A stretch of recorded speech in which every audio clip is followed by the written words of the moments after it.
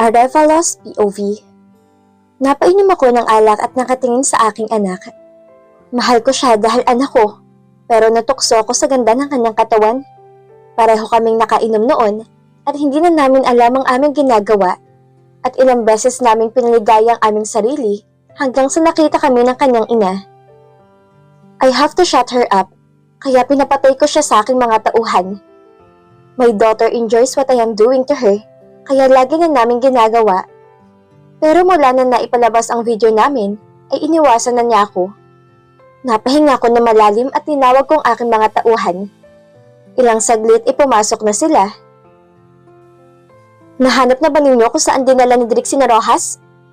Galit na tanong ko dahil isang linggo na hindi pa sila bumabalik. Everything is ready already. Ang akala siguro ng Drake na yon ay malilin lang niya ako. Nalaman ko nang ibinigay na ni Santiago ang lahat ng kanyang kayamanan sa anak. Sigurado ako na malapit na siyang mamatay, kaya niya nagawa iyon. Kailangan mawala din siya para sa akin na lahat ng kayamanan ng mga Santiago at Rojas. Hanggang ako ang gobernador na lalawigan na ito, ay ako ang batas. Pati si Toroy hindi din mahanap. Kailangan din siyang mawala dahil nararamdaman ko na nasagabal siya sa aking mga plano. Hindi pa namin nahanap, Gob. Sagot ng isang tauhan ko. Lahat sila ay nasampal ko isa-isa. Bakit hindi nila sinundan nung umalis na sila? Sinusuyo ko noon ang aking anak, kaya sinundan ko siya sa Manila. Mabuti at bumalik na siya dito sa bahay. Para mabawasan ang pagkapahiya niya, ay lahat ng mga nakikita na nagtatrabaho sa media ay binayaran ko para manahimik. Pero kahit hindi lumabas, ay napapansin ko ang kanyang pananahimik. Nasa bahay man siya, pero lagi siya nagkukulong sa kanyang kwarto. Ang mga kumpanya ni Santiago ay pinabantayan ko na, pero walang date na bumisita man lang. Handa pa man din ang binili kong lason, na kahit isang tikim lang ng pagkain o iinumin, ay agad na masisirang kanyang mga laman loob, gaya ng ama. Ang pagkasira ng kanyang laman loob ay dahan-dahan, gaya ng kanyang ama. Pinaalis ko na ang aking mga tauhan at nagpatawag na ako ng babae magpapaligaya sa akin. Ang gusto ko'y isang bata at sariwa pa. Pagkatawag ko ay pumasok na ako sa aking kwarto. Humiga na muna ako saglit, ay ilang sandali ay may kumatok. Pagbukas ko ay isa sa aking mga tauhan. Gob, dumating na po si Drake. Mahinang sabi niya. What? Okay, wag mo nang patuloy na babae. Agad na sagot ko at napangiti. Nakangiting lumabas ako sa aking kwarto at pagtingin ko sa labas ay nagulat ako sa aking nakita. Kasama ni Drake ang kanyang ama at ina. No, patay na siya. Mahinang sambit ko. Napamura na muna ako bago ko sila sinalubong. Santiago, ano nangyari sa mukha mo? Tanong ko na may halong pag-aalala. Wala ito.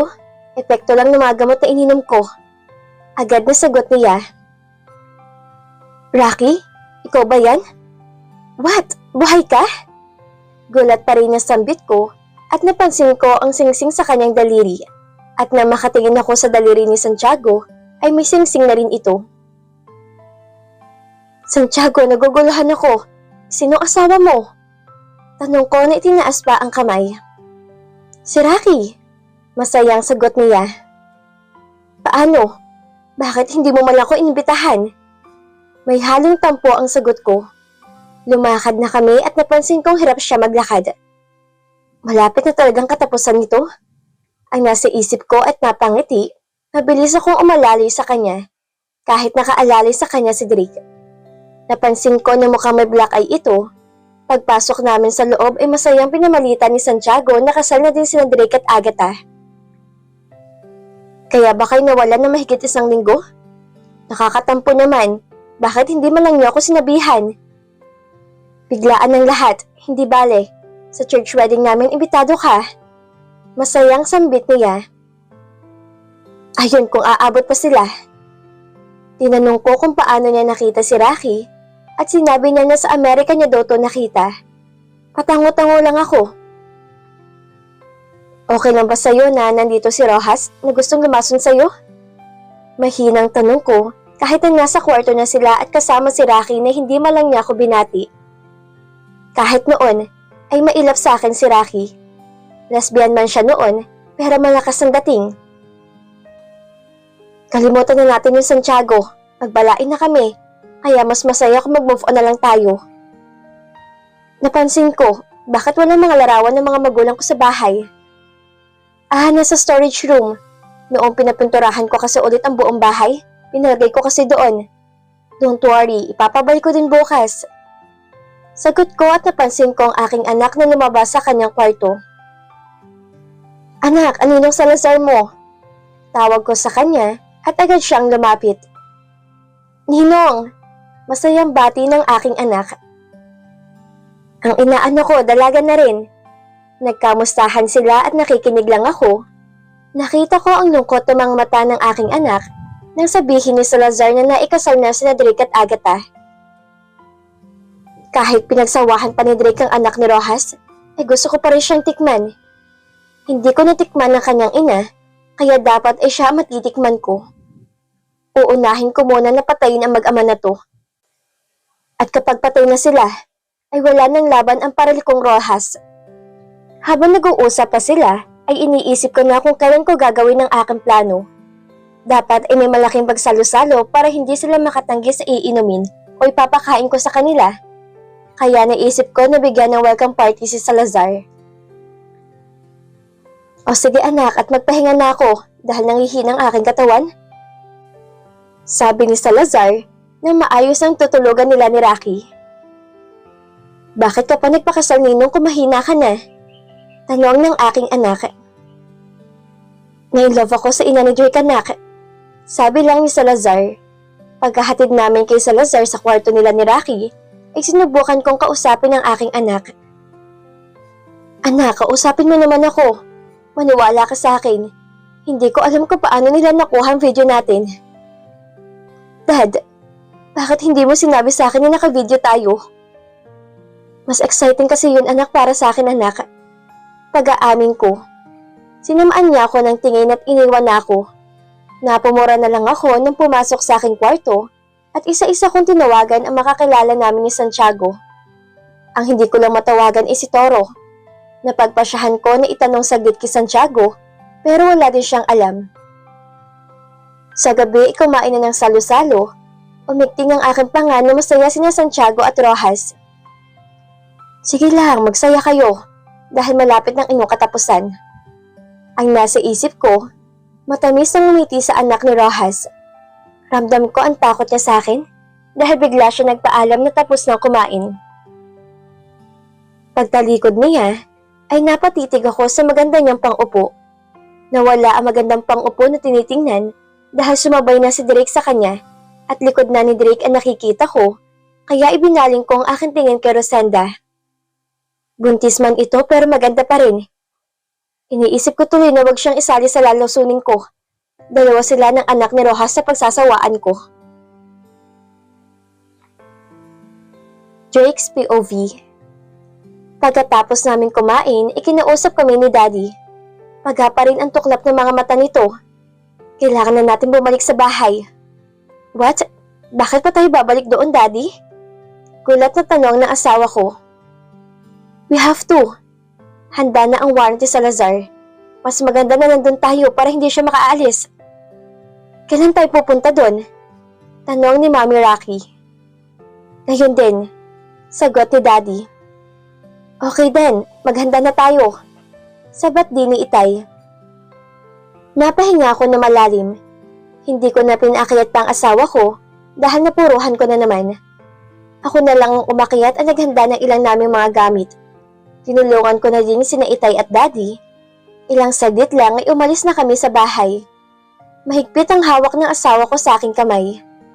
Ramdam ko ang takot nito pero kailangan niyang harapin ang kanyang kinatatakutan. Paglipas ng isang oras, ay nakarating na kami sa bahay. Halos magpabuhat ng aking asawa sa akin na makita niya si Salazar. Para mabawasan ang takot niya, ay nauna na kami at dinala ko siya sa kwarto ni na Itay.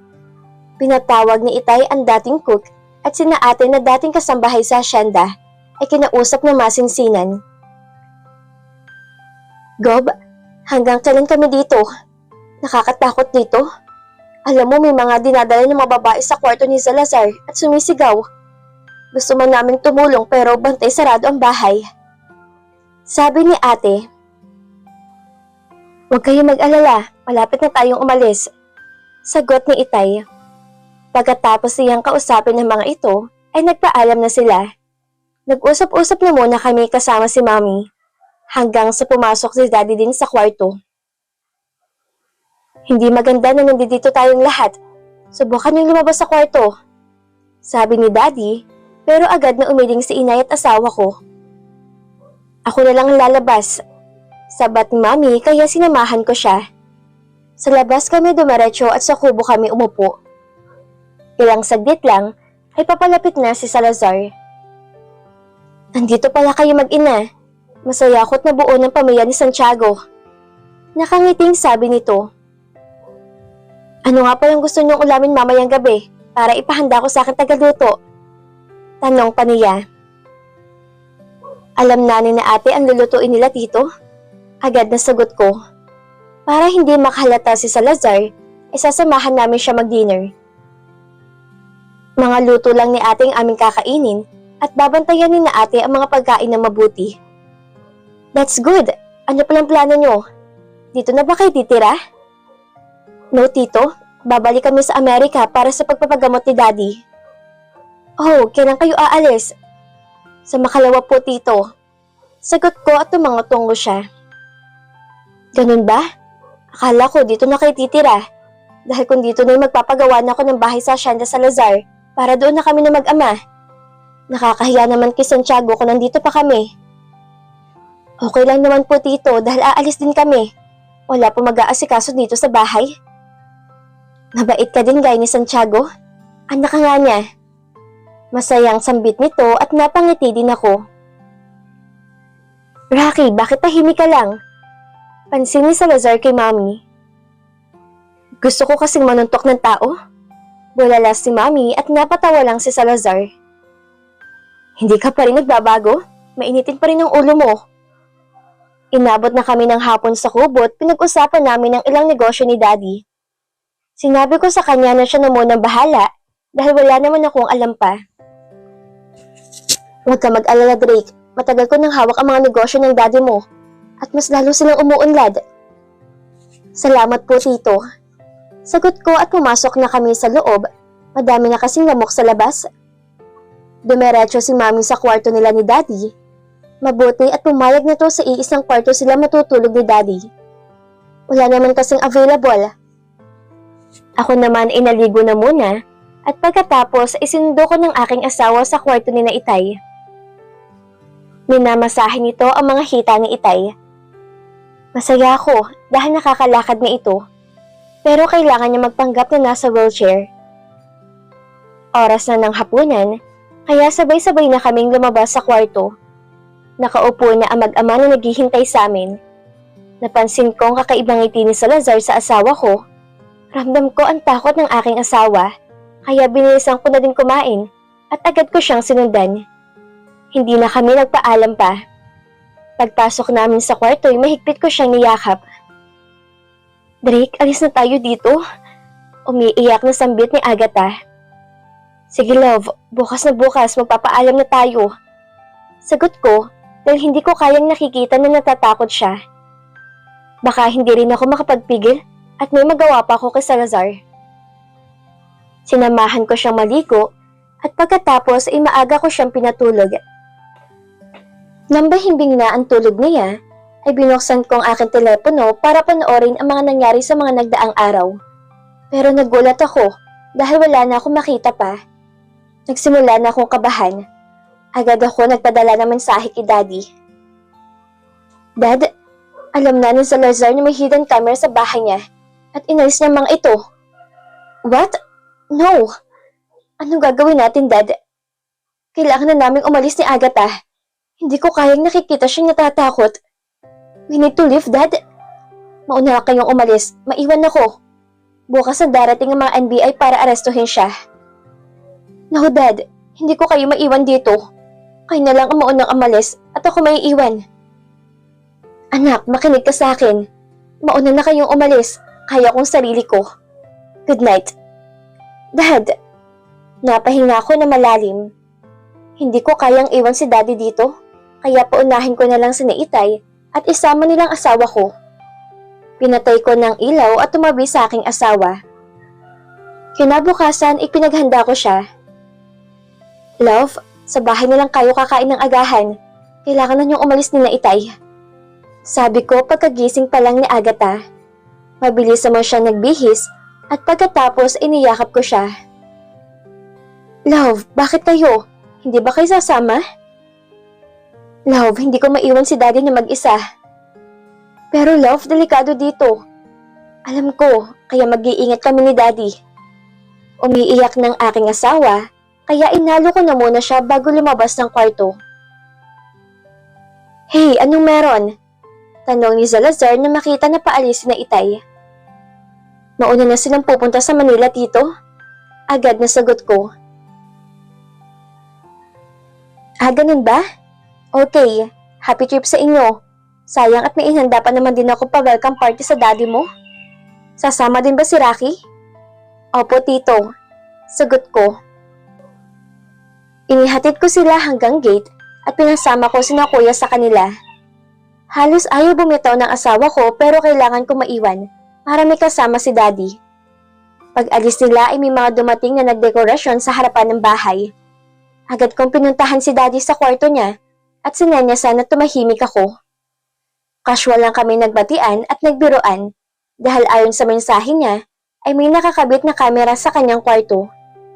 Kinabahan ako dahil sigurado ako nakasali din ang aming mga kwarto at narinig na lahat ni Salazar ang aming mga usapan.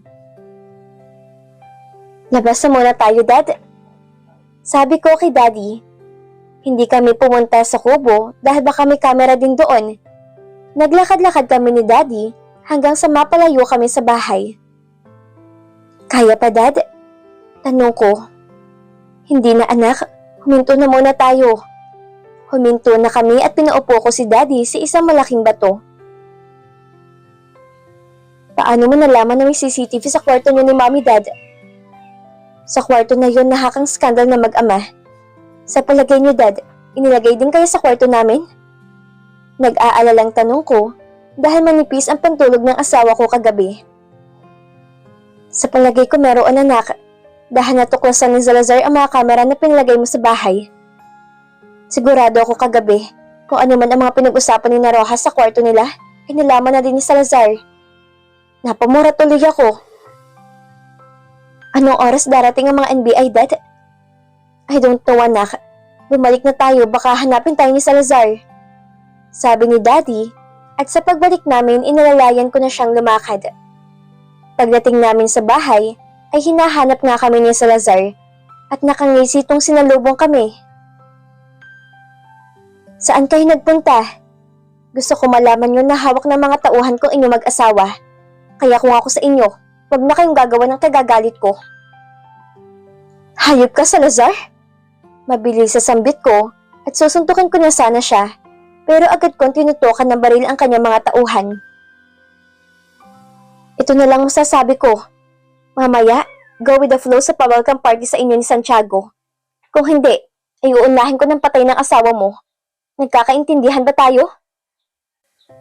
Salazar, ako na lang yung patayin mo. Huwag ng aking pamilya.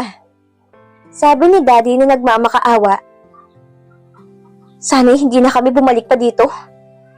Pagpasok namin sa bahay, nakakulong na sina ate sa isang kwarto. Sa kwarto naman kami ni Daddy ikinulong at kinuha ang aming mga telepono. Anong passcode ng cellphone mo? Tanong ni Salazar sa akin. Hindi ko siya sinagot at bigla niya akong sinikmuraan. Daddy, don't do that! Biglang sabat ni Sharmel na nasa pintuan.